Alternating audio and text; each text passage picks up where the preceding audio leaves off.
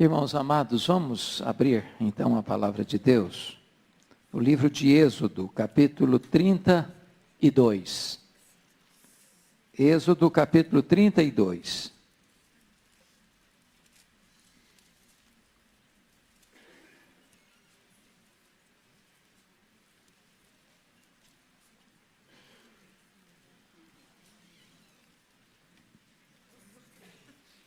Nós vamos ler dos versos 1 a 14.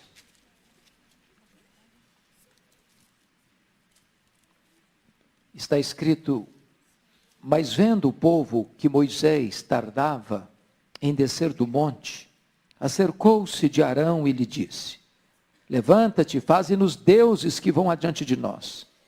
Pois quanto a este Moisés, homem que nos tirou do Egito, não sabemos o que lhe terá sucedido. Disse-lhes Arão: tirai as argolas de ouro das orelhas de vossas mulheres, vossos filhos e vossas filhas, e trazei-mas.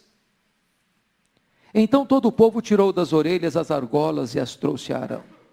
Este, recebendo-as das suas mãos, trabalhou o ouro com um buril e fez dele um bezerro fundido. Então disseram: são estes, ó Israel, os teus deuses que te tiraram da terra do Egito. Arão, vendo isso, edificou um altar diante dele e, apregoando, disse: amanhã será festa ao Senhor. No dia seguinte, madrugaram e ofereceram holocaustos e trouxeram ofertas pacíficas. E o povo assentou-se para comer e beber e levantou-se para divertir-se. Então disse o Senhor a Moisés: vai, desce, porque o teu povo que fizeste sair do Egito se corrompeu. Depressa se desviou do caminho que lhe havia eu ordenado. Fez para si um bezerro fundido e o adorou, e lhe sacrificou, e diz: são estes, ó Israel, os teus deuses que te tiraram da terra do Egito. Disse mais o Senhor a Moisés: tenho visto este povo, e eis que é povo de dura cerviz. Agora, pois, deixa-me para que se acenda contra eles o meu furor, e eu os consuma, e de ti farei uma grande nação. Porém Moisés suplicou ao Senhor, seu Deus, e disse: por que se acende, Senhor, a tua ira contra o teu povo, que tiraste da terra do Egito com grande fortaleza e poderosa mão? Porque hão de dizer os egípcios: com maus intentos os tirou para matá-los nos montes e para consumi-los da face da terra. Torna-te do furor da tua ira e arrepende-te deste mal contra o teu povo. Lembra-te de Abraão, de Isaque e de Israel, teus servos, aos quais por ti mesmo tens jurado, e lhes disseste: multiplicarei a vossa descendência como as estrelas do céu, e toda esta terra de que tenho falado, dá-la-ei à vossa descendência, para que a possuam por herança eternamente. Então se arrependeu o Senhor do mal que dissera havia de fazer ao povo. Capítulo 33. Disse o Senhor a Moisés: vai, sobe daqui, tu e o povo que tiraste da terra do Egito, para a terra a respeito da qual jurei a Abraão, a Isaque e a Jacó, dizendo: à tua descendência a darei. Enviarei o anjo adiante de ti, lançarei fora os cananeus, os amorreus, os heteus, os ferezeus, os heveus e os jebuseus. Sobe para uma terra que mana leite e mel. Eu não subirei no meio de ti, porque és povo de dura cerviz, para que te não consuma eu no caminho. Ouvindo o povo estas más notícias, pôs-se a prantear, e nenhum deles vestiu seus atavios. Porquanto o Senhor tinha dito a Moisés: dize aos filhos de Israel: és povo de dura cerviz, se por um momento eu subir no meio de ti, te consumirei. Tira, pois, de ti os atavios, para que eu saiba que te hei de fazer. Então os filhos de Israel tiraram de si os seus atavios, desde o monte Horebe em diante. Ora, Moisés costumava tomar a tenda e armá-la para si fora, bem longe do arraial. Ele chamava a tenda da congregação. Todo aquele que buscava o Senhor saía à tenda da congregação que estava fora do arraial. Quando Moisés saía para a tenda, fora, todo o povo se erguia, cada um em pé, à porta da sua tenda, e olhavam pelas costas até entrar ele na tenda. Uma vez dentro Moisés da tenda, descia a coluna de nuvem, e punha-se à porta da tenda, e o Senhor falava com Moisés. Todo o povo via a coluna de nuvem, que se detinha à porta da tenda, e cada um à porta da sua tenda, adorava ao Senhor. Falava o Senhor a Moisés face a face, como qualquer fala a seu amigo. Então voltava Moisés para o arraial, porém o moço Josué, seu servidor, filho de Num, não se apartava da tenda. Disse Moisés ao Senhor: tu me dizes, faze subir este povo, porém não me deste saber a quem hás de enviar comigo. Contudo disseste, conheço-te pelo teu nome, também achaste graça aos meus olhos. Agora, pois, se achei graça aos teus olhos, rogo-te que me faça saber neste momento o teu caminho, para que eu te conheça e ache graça aos teus olhos, e considera que esta nação é teu povo. Respondeu-lhe: a minha presença irá contigo, e eu te darei descanso. Então lhe disse Moisés: se a tua presença não vai comigo, não nos faça subir deste lugar. Pois como se há de saber que achamos graça aos teus olhos, eu e o teu povo? Não é porventura em andares conosco, de maneira que somos separados, eu e o teu povo, de todos os povos da terra? Disse o Senhor a Moisés: farei também isto que disseste, porque achaste graça aos meus olhos, e eu te conheço pelo teu nome. Então ele disse: rogo-te que me mostres a tua glória. Respondeu-lhe: farei passar toda a minha bondade diante de ti, e te proclamarei o nome do Senhor. Terei misericórdia de quem eu tiver misericórdia, e me compadecerei de quem eu me compadecer. E acrescentou: não me poderás ver a face, porquanto homem nenhum verá a minha face e viverá. Disse mais o Senhor: eis aqui um lugar junto a mim, e tu estarás sobre a penha. Quando passar a minha glória, eu te porei numa fenda da penha, e com a mão te cobrirei, até que eu tenha passado.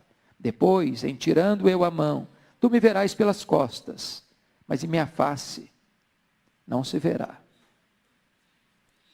Eu queria hoje pensar com os meus irmãos, nesta noite, sobre um assunto da mais alta importância para nós. E eu faço com temor e tremor, com um profundo senso de reverência, entendendo que esta é a maior necessidade da minha vida, que esta é a maior necessidade da sua vida,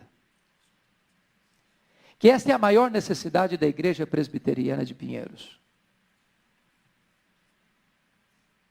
A minha oração nesta noite é que o Espírito Santo nos ajude. A minha oração é que todo o nosso pensamento agora seja levado cativo à obediência de Cristo. A minha oração é que Deus tenha misericórdia de nós e nos ajude a entender esse texto. A maior necessidade nossa, irmãos, não é das bênçãos de Deus. Elas são tantas, tão ricas, tão abundantes, tão eloquentes.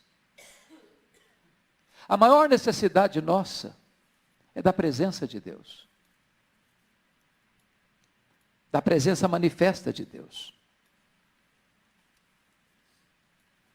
Não há nenhum propósito na nossa vida, e nada neste mundo há de nos dar sentido para a vida, a não ser que nós entendamos com clareza o que é a glória de Deus, o que é estar na presença de Deus, e o que é usufruir a intimidade com Deus.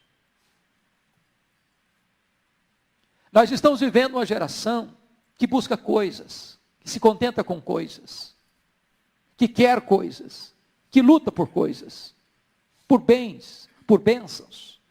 Para isso estudamos, para isso trabalhamos, para isso viajamos, para isso construímos todos os nossos projetos, todos os nossos sonhos, todos os nossos ideais, estão construídos ao redor de nós mesmos.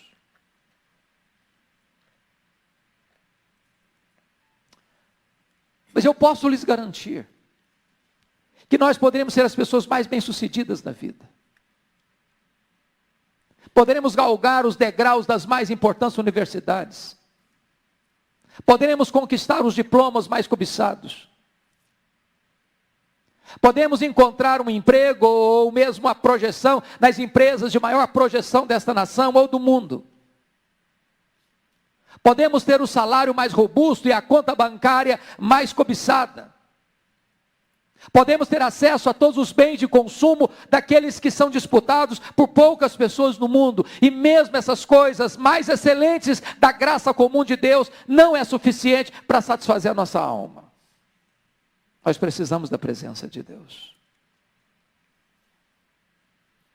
Esse texto está revelando para nós que o Deus que tirara o povo de uma amarga escravidão, o Deus que fizera milagres tão extraordinários diante desse povo, o Deus que guiava esse povo com a sua doce e magnífica presença, de dia com a coluna de nuvem para trazer refrigério, e à noite com a coluna de fogo para dar-lhes direção e proteção. De repente, por causa do pecado do povo, Deus se afasta do povo. Não tem mais coluna de fogo de noite. Não tem mais coluna de nuvem de dia. Não tem mais refrigério, não tem mais proteção, não tem mais direção. E sabe, amados, o que tira, afasta a presença de Deus da minha vida, da sua vida, da nossa vida, é o pecado. E eu estou absolutamente certo de que você e eu sabemos que pecado é esse.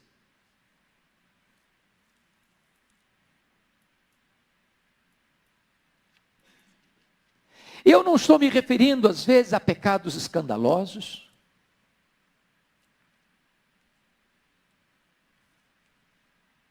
que chocam, que escandalizam. Mas aquele pecado, às vezes, de se deleitar de tal maneira nas bênçãos de Deus, que já não tem mais saudade de Deus, que já não tem mais deleite em Deus, que já não tem mais prazer em Deus, que Deus não é mais um encanto da sua vida. O pecado de substituir Deus pelas bênçãos de Deus. O pecado do esfriamento espiritual. O pecado de ir se amoldando este mundo com as suas seduções, com seus prazeres, com seus deleites. O pecado de levar a vida espiritual apenas como um calendário, como uma agenda dominical, onde você vem, porque você bate o ponto, mas aqui não está o seu coração, aqui não está o seu prazer, aqui não está a sua alegria. Na presença de Deus não é onde você sente toda a alegria da sua alma.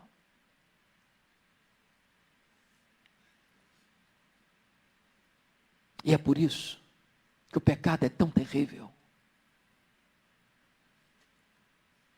A Bíblia diz que quando Israel pecou, depois que entrou na terra prometida, Deus disse para Josué: enquanto o pecado não for removido, eu não serei com vocês. Mais tarde, na época dos juízes, na época do sacerdote Eli e seus filhos, a arca, símbolo da presença de Deus, foi roubada e teve que se gritar: Icabode, foi-se a glória do Senhor.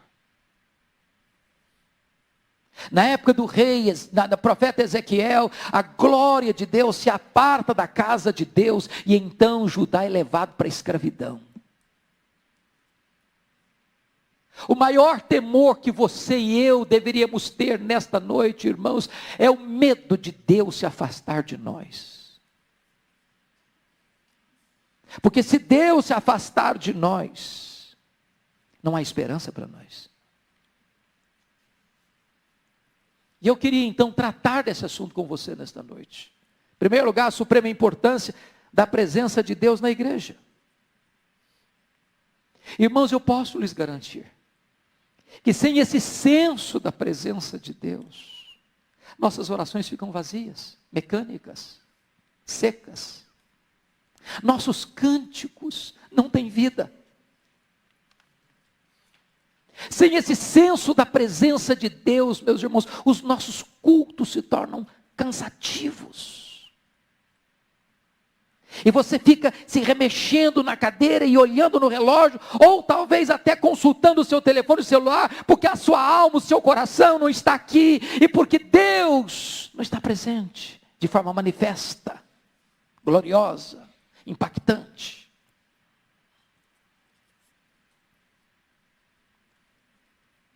Quando Deus está presente de forma manifesta, isso é notório. Isso é perceptível. Há um senso de temor, há um senso de reverência, há um senso da sua presença tão esmagadora e tão gloriosa, que cabe-nos apenas nos prostrar. Às vezes nós falamos que Deus está entre nós, mas as pessoas não veem Deus. Algumas delas chegam a pensar, será que estão fazendo propaganda enganosa? Dizemos que temos pão, na casa do pão, mas os fornos estão frios, as prateleiras estão vazias, e temos receitas de pão. Mas a grande pergunta é, o que acontece para que a presença de Deus se afaste? O pecado afasta a presença de Deus. E eu quero chamar a sua atenção para o texto lido.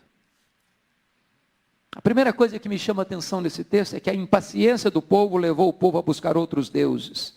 Capítulo 32, versículos de 1 a 4. O povo tinha saído do Egito, 400 anos no Egito, muitos deuses. O deus Apis, representado por um bezerro, era o Deus que eles viam o povo adorar, lá no Egito. Moisés tinha subido o monte Horebe, para lá receber as tábuas da lei. 40 dias, 40 noites, e o povo impaciente diz para Arão, olha Arão, esse Moisés foi embora, ele não vai voltar, ele sumiu, ele não dá notícia, então nós precisamos de deuses palpáveis, concretos, então Arão, faça um Deus para nós. E diz a Bíblia que Arão pede o ouro, as argolas, os adereços, que eles tinham tomado lá do Egito, levado da terra do Egito. E diz a Bíblia que Arão pega todo aquele ouro, trabalha todo aquele ouro, funde todo aquele ouro e constrói com as suas mãos um bezerro de ouro. E o povo chama aquele bezerro de ouro de seus deuses.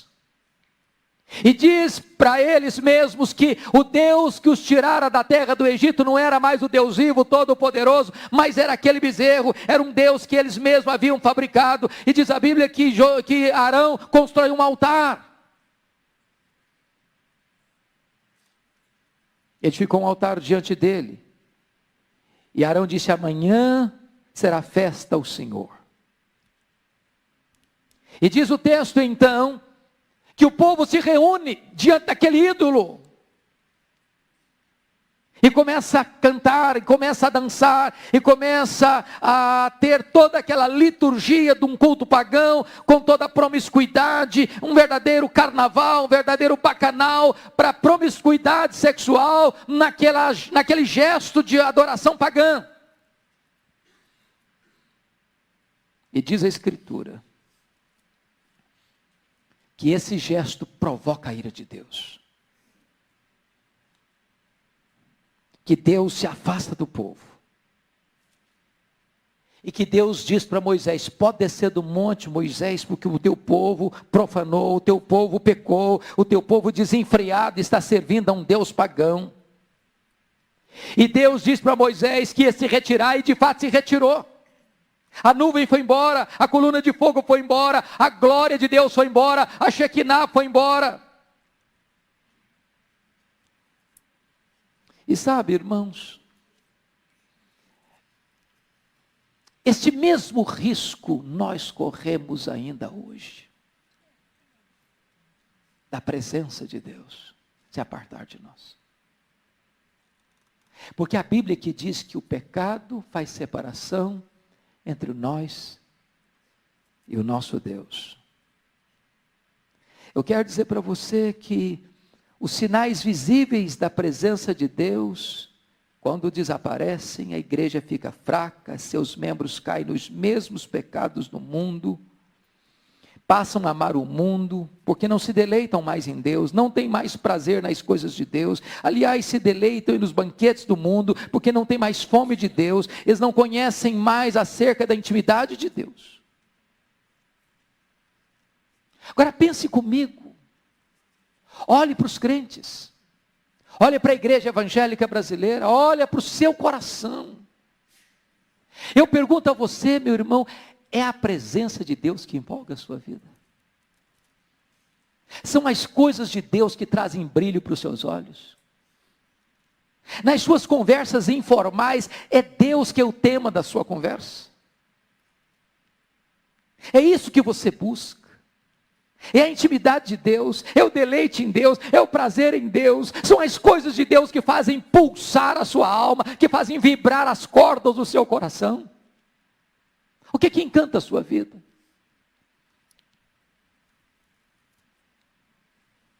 E quando você para observar a necessidade de diagnosticar a causa do afastamento da presença de Deus, eu chamo a sua atenção, por gentileza.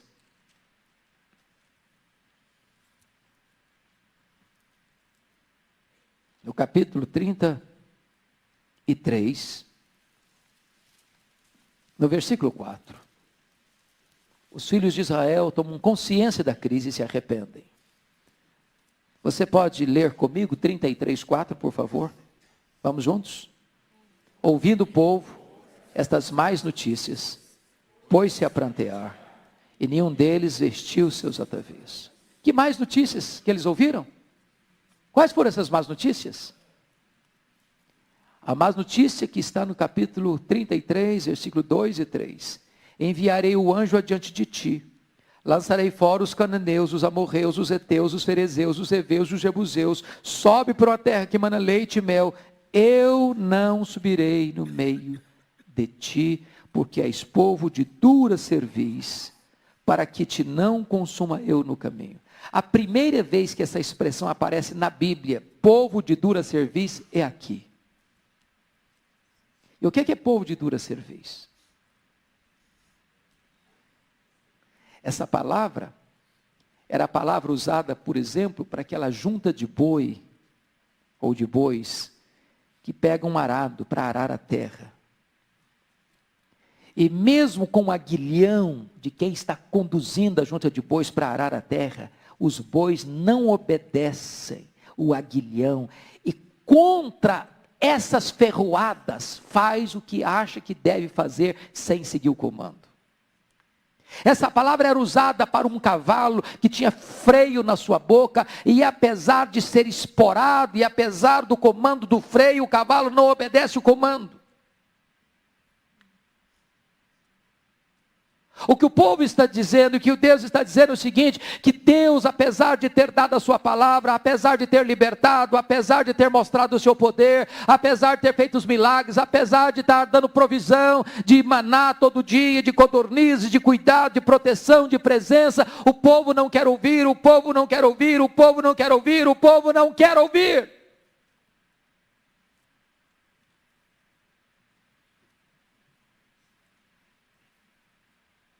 E nesse momento, Deus diz, eu não vou com vocês. A minha presença não vai com vocês. Eu vou mandar um anjo. Eu vou dar a vitória, eu vou levar vocês à terra prometida. Eu vou cumprir o que eu falei, mas eu não vou com vocês.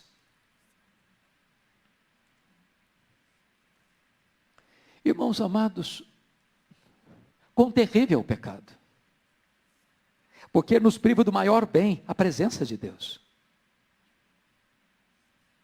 Você pode morar na casa mais bonita, você pode ter os móveis mais requintados, você pode ir para os restaurantes mais caros, você pode fazer as viagens mais cobiçadas, você pode ter tudo na vida, mas se Deus se apartar da sua alma, há um vazio, há uma angústia.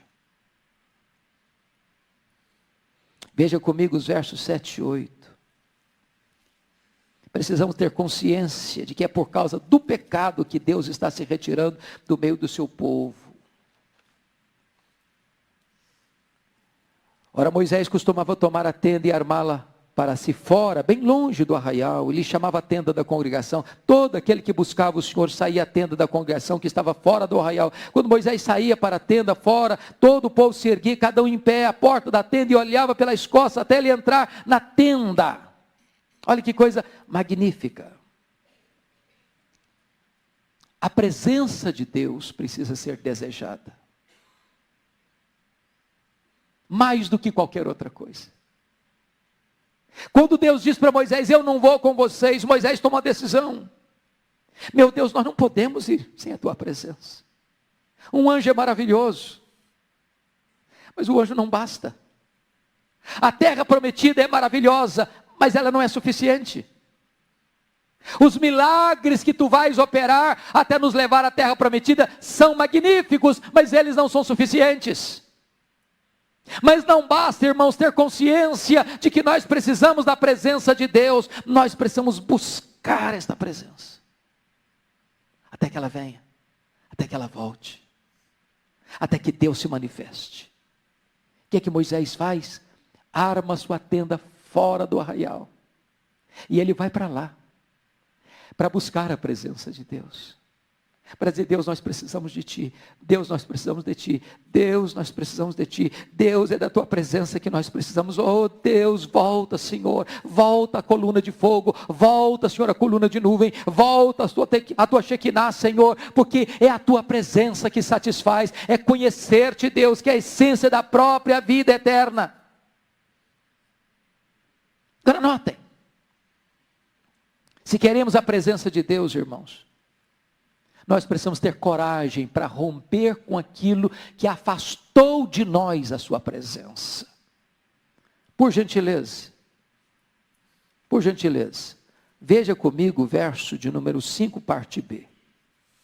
Tira, pois, de ti os atavios, para que eu saiba o que te hei de fazer.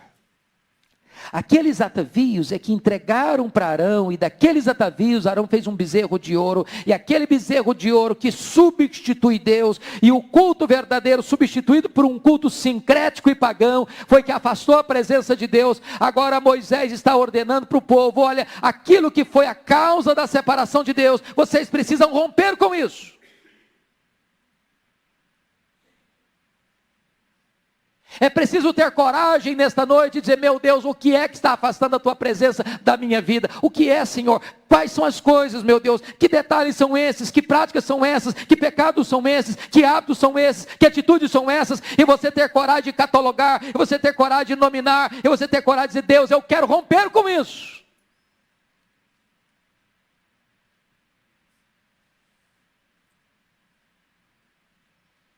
O que está afastando Deus do nosso coração hoje? Secularismo? Lazer mundano?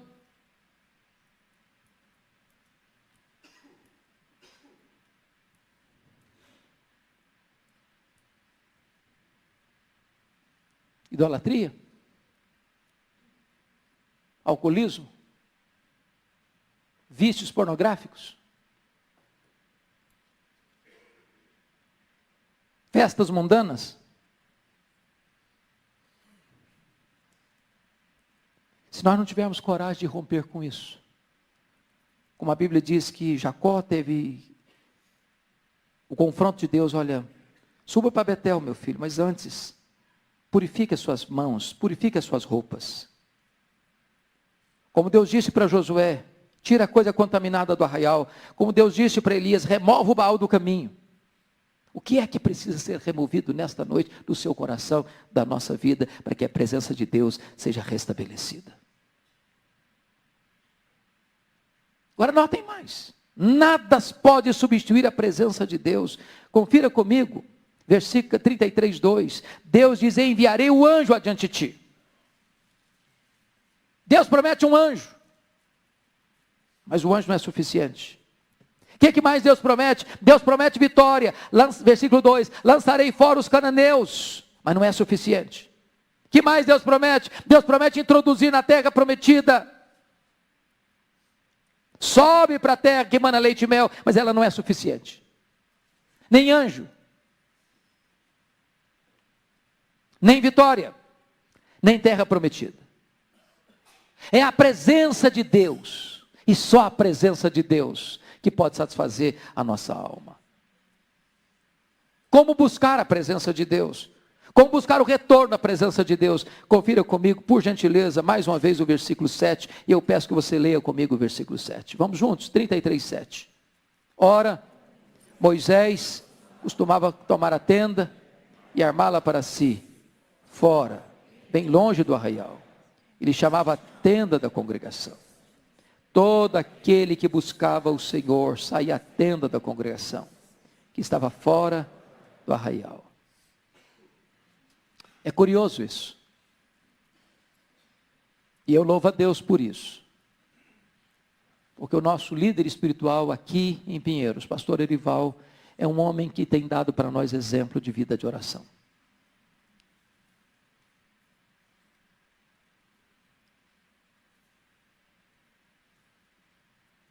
Se nós queremos buscar a presença de Deus, nós temos que buscar a tenda da congregação, para estar a sós com Deus. Nós temos que buscar a intimidade de Deus. A restauração começa quando alguém rompe esse estado de letargia e começa a buscar a presença de Deus. Sempre que um homem, sempre que um grupo se consagra à oração para buscar a presença manifesta de Deus, é aí que começa a haver esperança para a vida da igreja. Foi assim, no dia 31 de dezembro de 1739 na Inglaterra. Foi assim em 1904, no país de Gales com Evan Roberts. Foi assim em 1857, com Jeremias Lampier, em Nova York, para o grande avivamento do século XIX nos Estados Unidos. Foi assim com John Knox, na Escócia. Foi assim no dia 23 de setembro de 1723, na Alemanha, com o conde Ludwig van Zinzendorf. Todos os avivamentos nasceram exatamente desse útero, desse ventre, irmãos, a consciência de que nós precisamos desesperadamente da presença de Deus.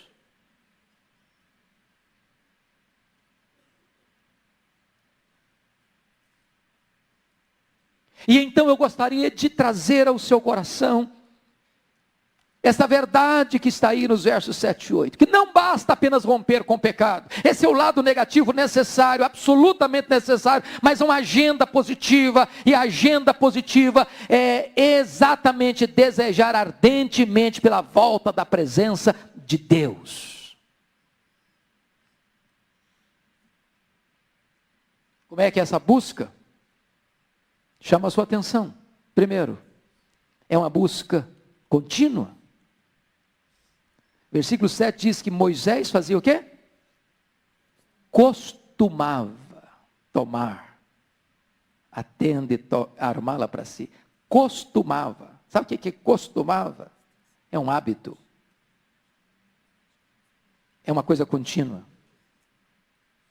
É uma atitude de perseverança.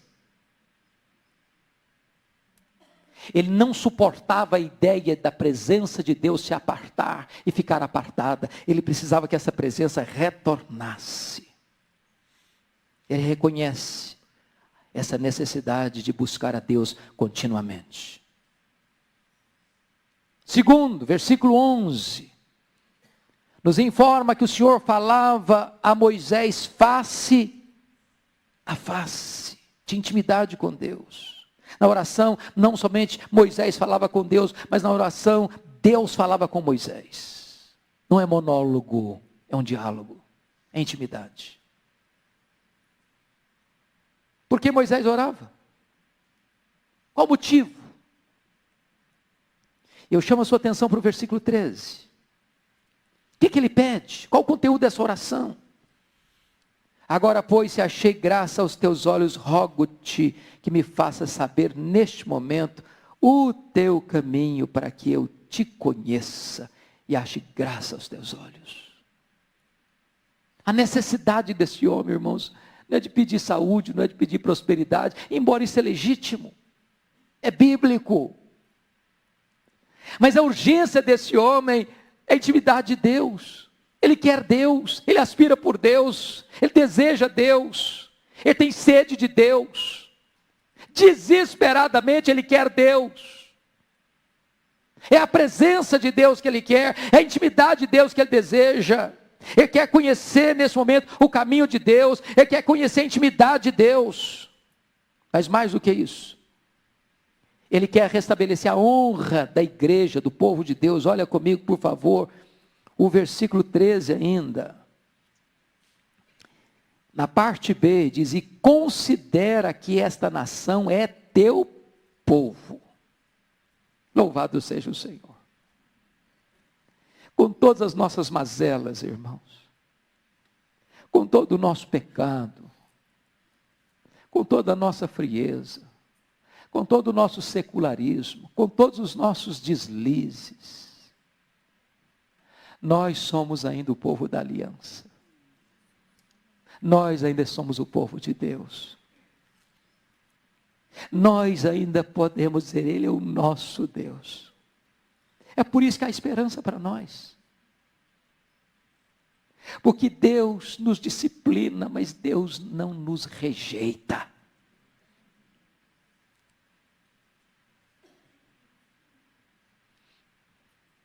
O que mais Ele quer? Versículo 18. Então ele disse: rogo-te que me mostres a tua glória. E eu nem sei se Moisés está sabendo bem o que está pedindo.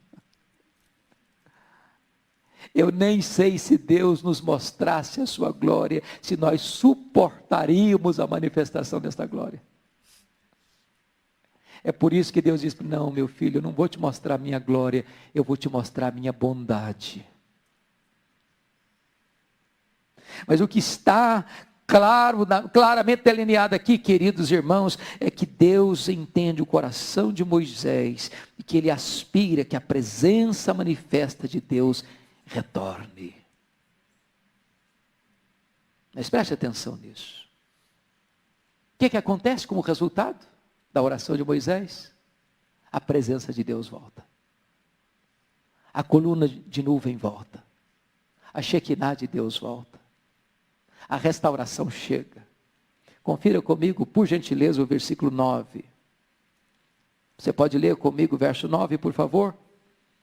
Uma vez, dentro Moisés da tenda, descia a coluna de nuvem e punha-se à porta da tenda, e o Senhor falava com Moisés. Eu não vou mais com vocês.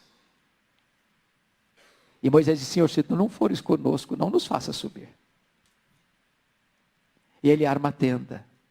E ele vai buscar a Deus. E quando ele entra na tenda para buscar a Deus, a coluna vem. E Deus fala com ele.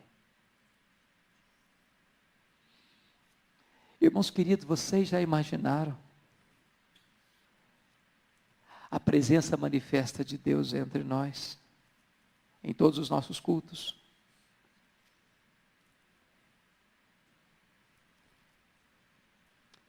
Já imaginaram como seria diferente a nossa pregação? Já imaginaram vocês como seriam fortes e poderosos os nossos cânticos? Já imaginaram vocês o impacto que as pessoas sofreriam ao entrar nesta casa? Já imaginaram vocês o senso de reverência que isso produziria no nosso coração ao adentrarmos essas portas? Já imaginaram vocês a agenda pós-culto ao retornarmos para casa, como seria? Já imaginaram o impacto disso durante a semana nos nossos afazeres? Já imaginaram o brilho no rosto, irmãos, durante o dia de trabalho, lá no hospital, lá na empresa, lá no escritório, lá na indústria, lá no comércio, lá na faculdade, por onde você andar, a presença de Deus na sua vida?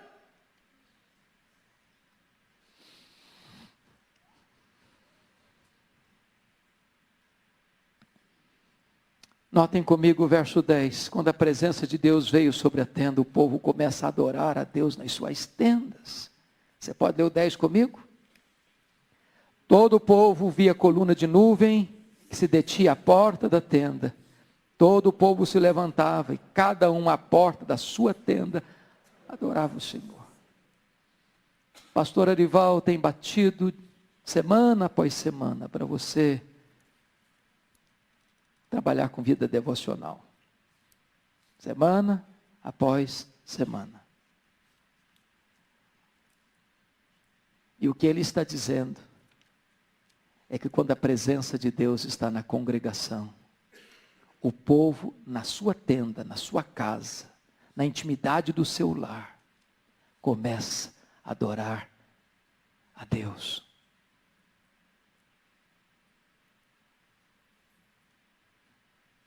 Sabe o que eu aprendo com isso aqui?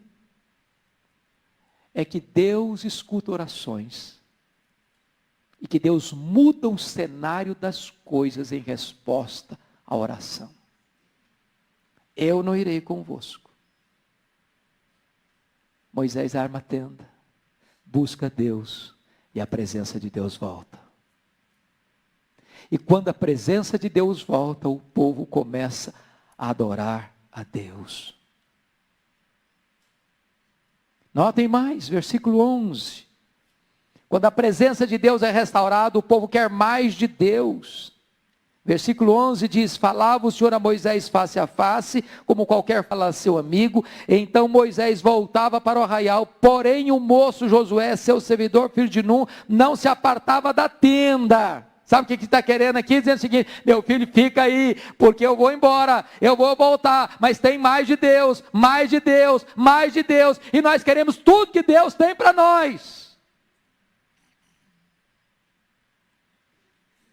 Esta é a coisa maravilhosa, irmãos. Deus quer nos encher, mas quanto mais Deus nos enche, mais nós queremos dele. Quanto mais Deus nos enche, mais queremos dele. Quanto mais Deus nos enche, mais queremos dele. E mais Deus tem para nós.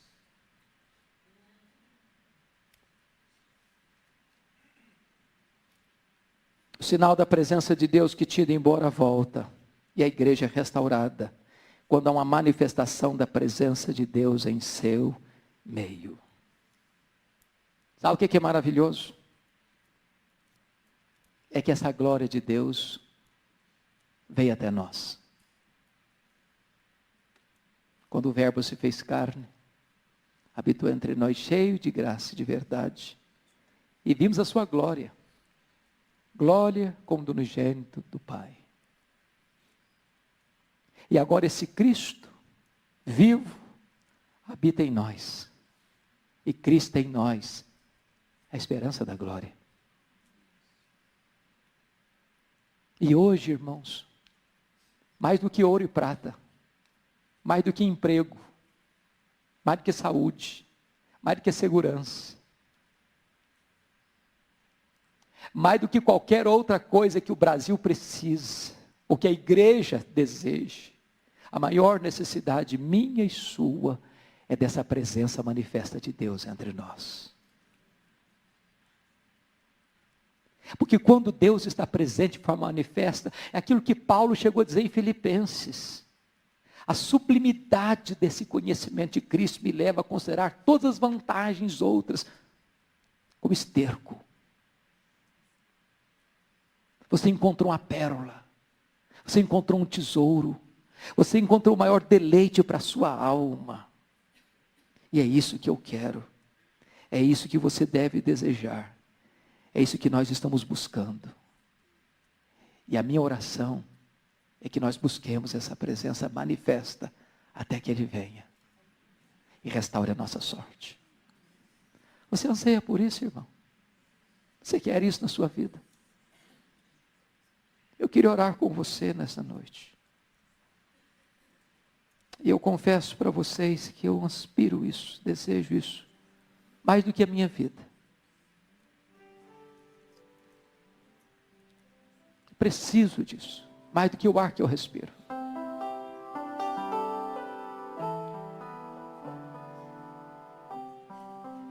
Se você quer mais de Deus para a sua vida, mais de Deus, eu queria orar com você. Quem sabe você pudesse descer da galeria, sair do seu lugar, vir aqui à frente. Todos nós, para buscarmos a Deus. Se você anseia por isso, pode levantar-se e vir. Eu anseio ardentemente por isso. Pode levantar e vir aqui à frente.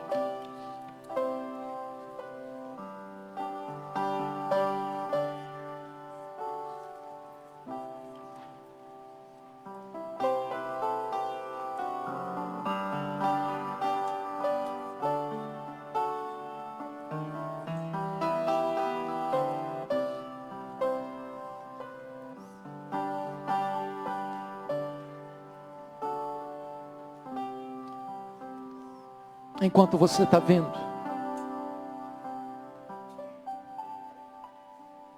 o Espírito Santo de Deus segrede ao seu coração. Quais são os atavios que você vai precisar tirar nesta noite? O que é que está afastando você de Deus? Tenha coragem de romper com isso. Em nome de Jesus. Que práticas são essas? Que atos são esses? Que hábitos são esses? Que hoje, em nome de Jesus, precisa existir uma cisão, um corte radical.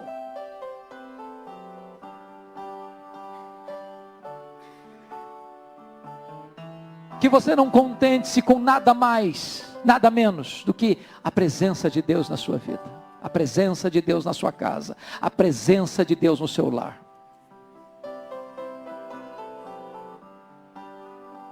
Que esta seja uma noite de restauração para minha alma, para a sua alma, para o seu coração.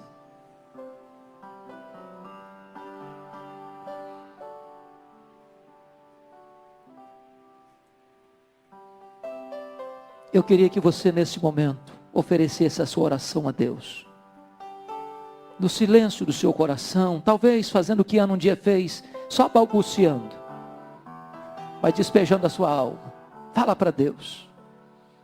Fala para Deus. O que é que você quer? O que é que você deseja? O que é que você anseia nesta noite?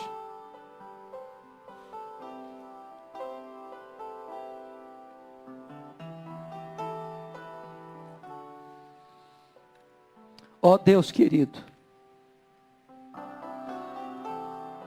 nesta noite, eu quero confessar-te o meu pecado, o pecado do teu povo, pois nós temos pecado contra ti, nós temos entristecido o Espírito Santo, e aquilo que é mais precioso para nós, mais do que o ouro, mais do que a prata, é a tua presença, Senhor. A tua glória na nossa vida, a plenitude do Espírito Santo, aquela vida abundante que Jesus prometeu, aquela alegria cheia de glória, aquela paz que excede todo entendimento, aquele regozijo na alma, mesmo nas lutas e provas da vida, havendo brilho nos nossos olhos. Ah, meu Deus, tantas vezes nós temos substituído a tua presença por tantas outras coisas. E tu tens te apartado de nós, porque não pode existir comunhão entre luz e trevas. Convence-nos do pecado nesta noite, Senhor. Quebra a dureza do nosso coração. Nós não queremos receber esta alcunha, este apelido de um povo de dura serviço. Nós não queremos ter o pescoço duro, o queixo duro, a cabeça dura, a indisposição de ouvir e não obedecer. Dobra o nosso coração nesta noite. Quebra a dureza do nosso coração nesta noite. Leva-nos às lágrimas do arrependimento genuíno. E traz sobre nós a cura do céu. Traz sobre nós um tempo de restauração, por amor do teu nome. Restaura nossa alma, Senhor. Abre as janelas dos céus, Deus. Derrama sobre nós as torrentes do teu Espírito. Precisamos deste avivamento mais do que a nossa própria vida. Restaura a nossa sorte. Volta-te, volta-te, volta-te para nós em nome de Jesus. Volta o teu rosto para esta casa e ser propício a nós em nome de Jesus. Renova-nos, restaura-nos, levanta-nos, cura-nos, perdoa-nos, reaviva-nos em nome de Jesus. E a nossa súplica, Senhor, neste nome bendito, o nome do nosso amado Salvador. Aleluia. Aleluia. Amém.